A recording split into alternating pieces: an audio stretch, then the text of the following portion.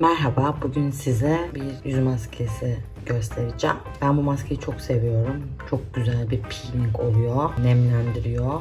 Haftada bir kere uyguluyorum ve çok memnun kalıyorum. Malzemeleri sayacağım. Sonrasında nasıl yapıldığını da söyleyeceğim. Öncelikle Türk kahvemiz var. Bundan 2 yemek kaşığı kadar dolduruyoruz kaseyi. Yumurta sarısı,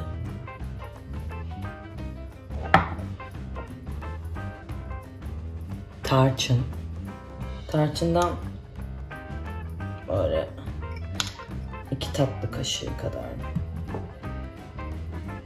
Yoğurdumuz var. Yoğurttan 2 yemek kaşığı kadar diyelim. Bayağı böyle bol bol koyuyoruz yoğurdu. Son olarak balımız var.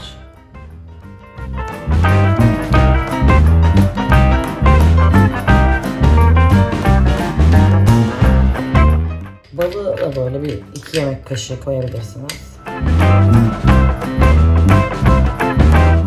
Bir de zeytinyağımız var. Ondan da böyle bir 2 tatlı kaşığı kadar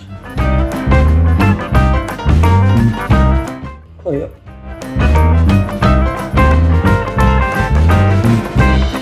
güzelce karıştırıyoruz. Sonra bunu yüzümüze süreceğiz. Yaklaşık bir 15 dakika kadar kalacak suratımızda. Daha sonra ılık suyla peeling yapa yapa yıkayabilirsiniz yüzünüzü. Ardından bir 10 dakika sonra tekrar yoğurt sürerseniz, sadece yoğurt suratınıza acayip derecede nemlenmiş ve böyle gözeneklerin açılmış olduğu bir maskeyi elde etmiş olacaksınız. Bu kadar.